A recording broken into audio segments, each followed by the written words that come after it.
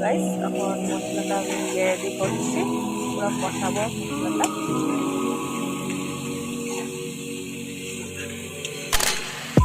লোটে মাছের মশলা তো, তাই ভালো করে কষাতে হবে, নয়তো ভালো লাগবে না, কাঁচা কাঁচা গন্ধ করবে।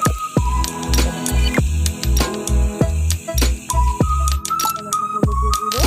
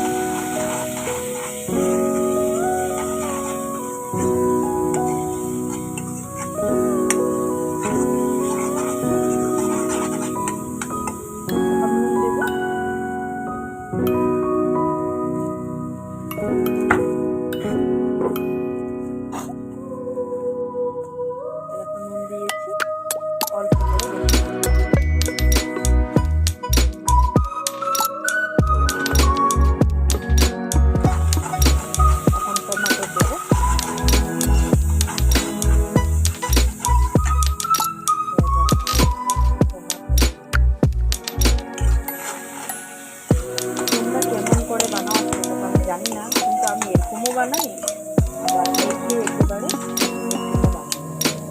আজকে আমি এই রেসিপিটা যদি ভালোবাসো, গন্ধ খুব সুন্দর এসেছে।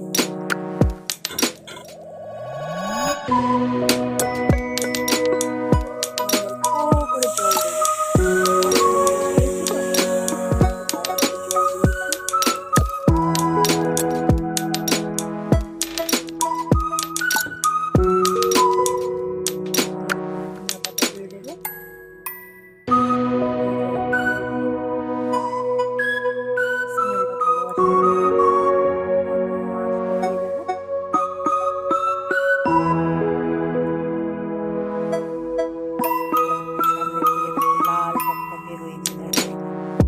দেবো, খেতে কিরকম লাগবে, টেস্টি লাগবে। লোটে মাছ খেতে বহুত টেস্ট লাগে।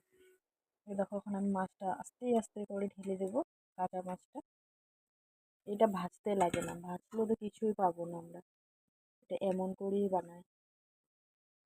কেউ এরকম করে বানায়, কেউ আবার মেখে বসিয়ে দিয়ে ডাইরেক্ট। আমি মেখে বানাইনি আজকে, আমি এরকমই বানাইছি।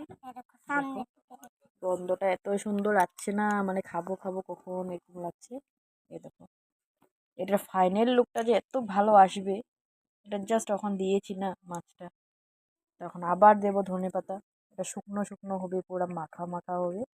এই দেখো, বুদবুদি উঠছে তরকারিতে, ভালো লাগছে না? খেতে মন করছে তোমাদের?